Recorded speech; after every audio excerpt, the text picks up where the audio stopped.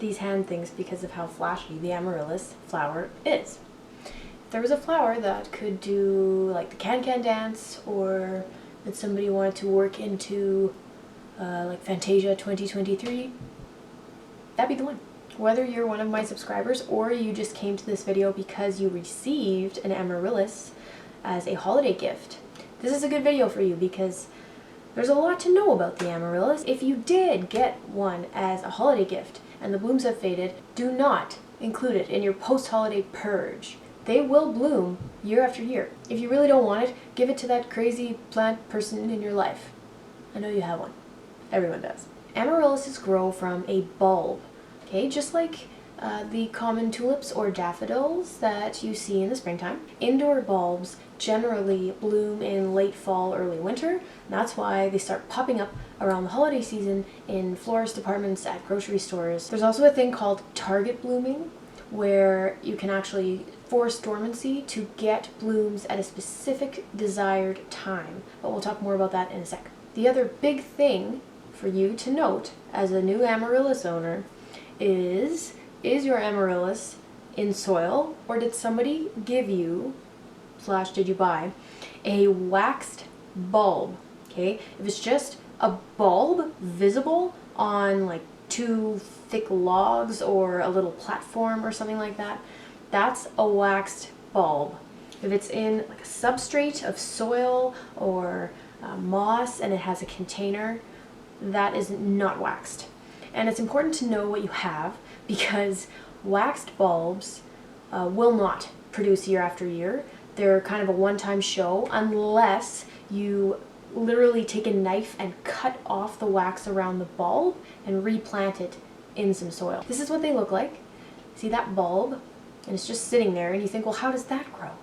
Well, the plant breeder or whoever is growing them and selling them will put just enough water and nutrients inside the little wax ball. It's all contained in there for that Amaryllis plant to grow and bloom once. So, you know, it's a cool consumer thing because you don't have to do anything. Someone gives it to you, you put it on your counter, it grows and blooms, it's magnificent, hoorah, and then most people toss it out January, February, whenever it stops blooming, and that's that. So I don't like those. I'm not a fan, but whatever, you do you. It's your plant life. Waxed, non-waxed. Okay? The Amaryllis is in the Hypastrum genus. I've always said Hypastrum. Let me know if you say otherwise. This is a genus native to South Africa, but you can find them growing wild in lots of tropical climates these days.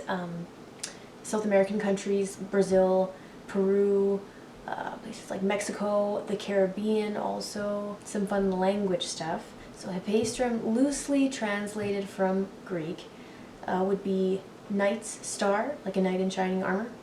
Maybe even cooler to many of you. Amaryllis is derived from a Greek verb that means to sparkle. The Hypastrum genus has something like 90 different species of herbaceous perennial bulbs, and those are the originals. There's something like, over the last 100 years, probably 600 types of hybrids. Okay, this genus for plant breeders is like, it's like a ball pit for toddlers. They're just like, it's a bit nuts. Why?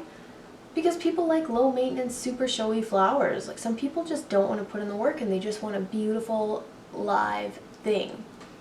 The Amaryllis delivers that. Typically you'll see white and red, but as I said, there's like double petaled, super frilly, extra bodacious, crazy wild, options. Amaryllises are grown commercially in Holland, which I knew, but when researching realized Israel is actually one of the largest commercial growers of Amaryllis plants. I did not know that. If you don't have an Amaryllis, or you saw one and you're researching, or you want to get your hands on your own specific bulbs, you're likely going to be doing it online. When the best time to buy them is really depends on when you want them to bloom. Typically, if you buy a bulb, to get to flower is going to be about a couple months you can use that as sort of a gauge for when you want your flowers. Order them at least 2 months before if you're ordering bulbs online. Of course, those couple months will vary depending on your region. So if you're somewhere other than the Northern Hemisphere, maybe leave me a comment and we can further discuss your time range. Like I said, most are grown indoors as houseplants. And then they run through a dormancy period and then they rebloom again the following season. You can grow them outside, zones 8 to 11. Amaryllis is like full sun. Unless you're in a very, very hot climate, possibly it might want some partial shade in the afternoon in that really, really hot stretch of the day. Generally speaking, full sun is best. In the ground, the bulbs should be planted 12 to 15 inches apart. And just let a quarter of that bulb poke up out of the ground. You may or may not have noticed this magnificent Amaryllis without a flower. I've had this Amaryllis plant for, I think, 8 years. Okay, it's moved with me like 3 times, and a shameful confession, I have neglected it quite a bit, and even at a certain point considered composting it because of a move. But you know what? Something inside me was like, just keep it. It'll make it through. It's worth it. Don't do it. And well, here we are. It's got 5 beautiful leaves that came up this winter and no flower. Why? Something very unique to the Amaryllis plant is that the flower stalk is supposed to come up first. It comes up before anything else and grows, and then the leaves come after or while the flower is budding, blooming. The fact that this Amaryllis so happily shot up 5 luscious dark green healthy looking leaves and no flower is a pretty good indicator that I need to add some fertilizer or give some new soil so that there's nutrients, probably deficient in phosphorus, which is why it didn't have enough energy to send up a flower stalk. Another reason could be not enough light exposure, but more often it's nutrient deficiencies in the soil. So now you know that that can happen. And it's still beautiful. I'm not super sad or anything. I just know that I need to put in a little more work if I want some blooms next fall and winter. Now you have to put it into a dormancy period for it to know that it needs to rebloom. So most people do 2 months. You can do a little bit longer, but you basically have to stop watering it and take it into a dark, dry area, like a basement or a cold cellar. Those would be great places to run a dormancy cycle. Okay, a little more on target blooming. So a lot of people want their Amaryllis bulbs to bloom right around Christmas time. And if that is what you want, you're going to want to pull your bulbs out of dormancy early October. By the time mid-December rolls around, they should be very close to blooming. 10 to 12 weeks prior to your desired date is the general recommendation. And then you can have your Christmas Amaryllis with your Christmas poinsettia and your Christmas cactus. Woo. Okay, plant profile time. Here is a root system of a 1-year-old Amaryllis versus my 8-year-old Amaryllis. Woo. With this plant, the flower stalk shoots up first. That's the first thing you see coming up out of the bulb, and that's very uncommon. Hysteranthus is the term.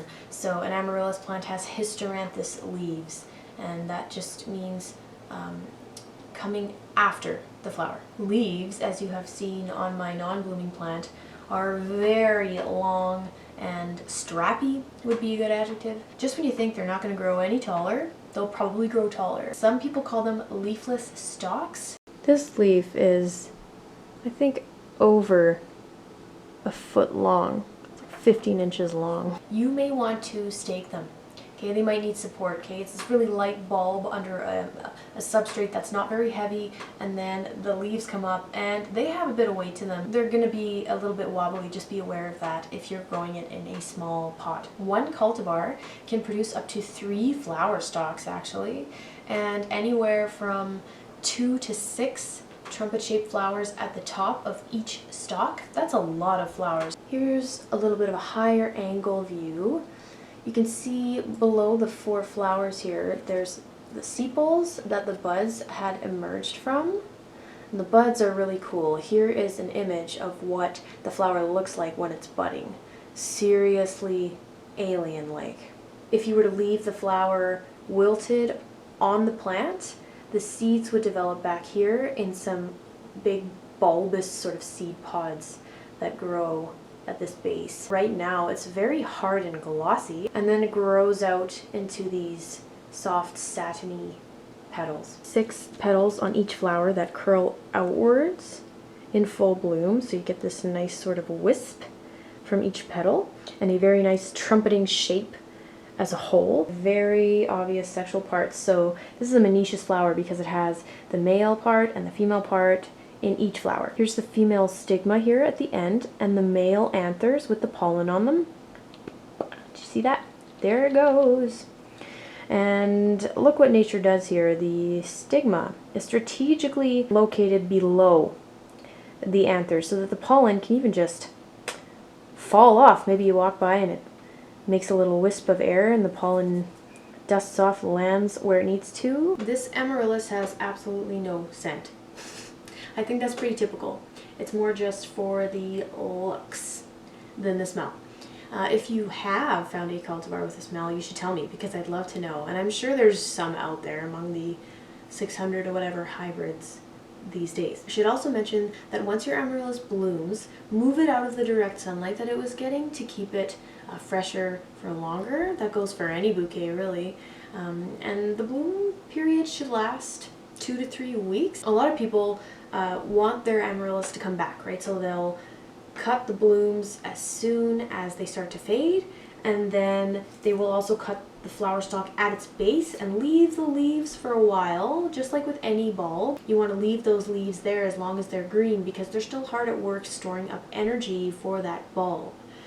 Once they start to yellow and wilt, then you can cut them at the base as well, and you're just left with your bulb again. And lastly, the whole plant, bulb to bloom, is toxic. There's an alkaloid in the entire plant called licorine, I think, which is very poisonous. More so in the bulb than the rest of the plant, but it's in the whole thing. If you have babies or cats or dogs, keep them up high and be aware that when they wilt, the blooms, the petals will drop. So you don't want anybody getting a hold of those. In the winter months, when things are gloomy, what a treat to have inside your house. Ooh. And now you know for next season that they're around, especially in the Northern Hemisphere. So if you're hosting your Christmas dinner party or something, and you always get that like, what should I bring? What should I bring? You should be like, we have lots of wine, dear. Just bring an Amaryllis bulb, and thank you.